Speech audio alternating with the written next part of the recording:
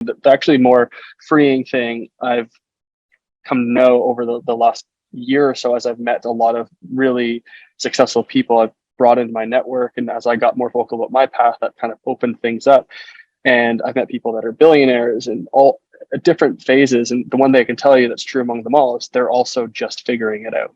And I loved that because it was just freeing. It's like, oh, they don't feel like they've made it. Like, who am I to think like I haven't made it yet? Like I have so far to go. Like I might as well just enjoy the ride because I'm way away from that. So that was freeing, and just realizing that, like, I think the thing about entrepreneurship, why it's so difficult, is every time you level up, you're a beginner again. So imagine you're on a staircase.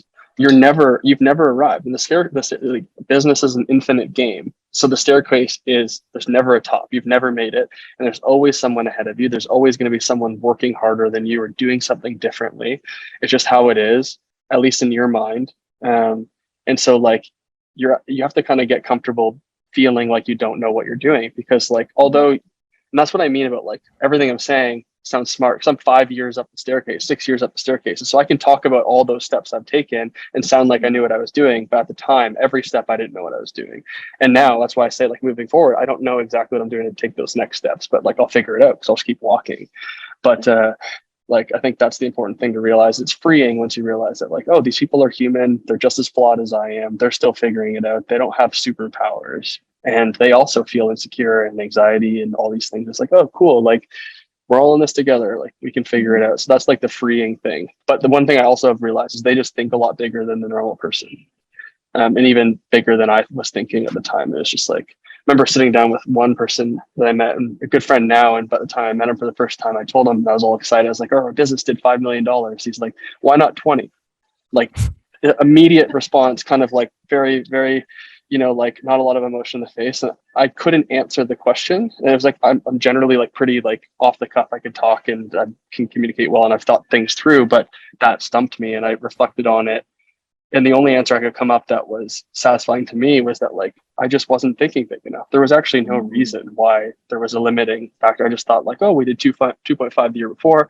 Doubling seems reasonable. We've kind of doubled every year before that. But like, that was just a self-limiting idea. It's like, well, what does 20 million look like? So that day, like, I kind of like redid the budget, and we ended up, doing like $1 million more than we forecasted, just because like we just pushed the limits a bit more. And so, long-winded answer, but I just think it's really important for people to hear that, like, no one knows what they're doing. We're all figuring it out. There's always levels to this game. Might as well enjoy the ride.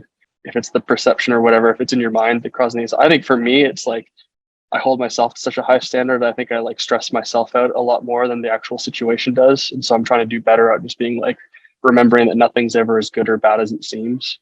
And so you just got to like kind of chill out a little bit. But there's some things that happen in business that are just like acute, and like there's just no avoiding it. Like, we've gone through the co-founder buyout. We went through like a rebrand recently with like legal stuff going on. So you can't avoid those anxiety inducing moments. But for the most part, I'd say like a lot of the stress and anxiety is self-imposed.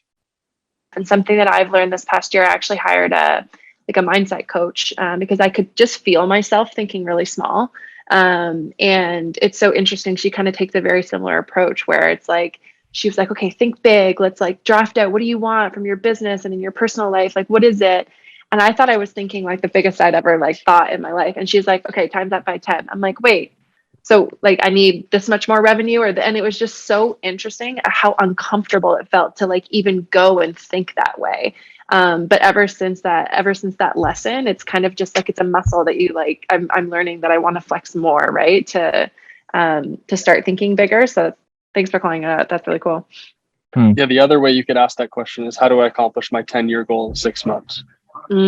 So it's like, you generally can't, but it'll force you to do it in like a year or two instead of 10 years. Yeah. So it's like, there's always ways to do these things much quicker and bigger. But yeah, it's been a learning thing for me too. And I think it's just, the exciting thing is that like, you can do it. You can think that big. It's permissionless. It's like, I feel like I've proven to myself 2 times over now with like the sporting career and now getting to this point in business that like, I had no right to kind of make it in either of these domains. I just like, it just a lot of grit and a lot of hard work and basically an unwillingness to quit, and it can be done. And I think like people need to know that.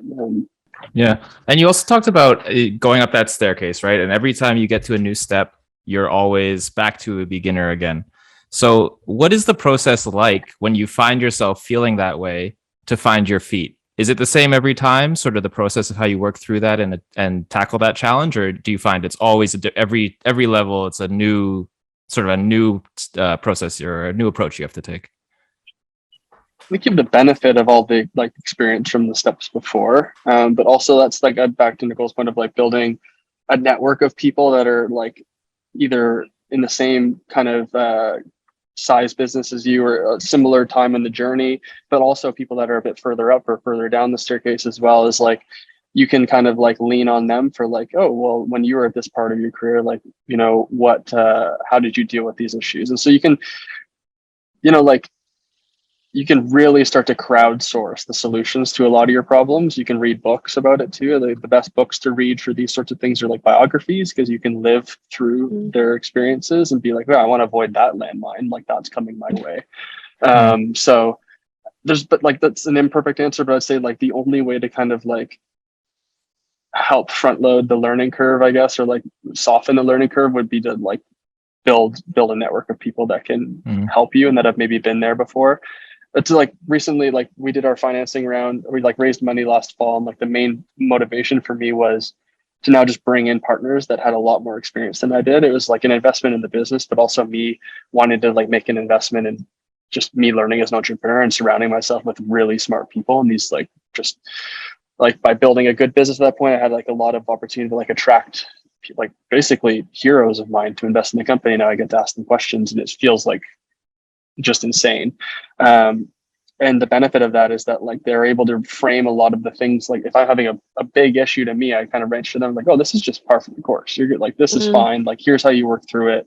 Like the rebrand, like we got kind of, I noticed that we're getting like a big legal thing and like it's scary and it's nothing I dealt with before. And like when I told a couple of our biggest investors, I was expecting them to be like, oh my God, like the house is on fire. And like, oh, okay, no problem. Like, we'll figure this out. Like, it's like, what? You're not scared? Like, you got millions of dollars at stake, and then I guess I should be scared. Like, Right. I'm getting paid to figure this out, and you've got money on the line. So, like, if you're not freaking out, I'm not freaking out. So that's like the real benefit of having people that are further up than you, because like everything in like the other lesson is like almost everything in business is not a death blow. There's some things that are, but like most things are not. And so your job's to basically recognize when they're not, and just don't overreact, because like we're prone to overreacting and getting too anxious or stressed out or whatever, but most things are not.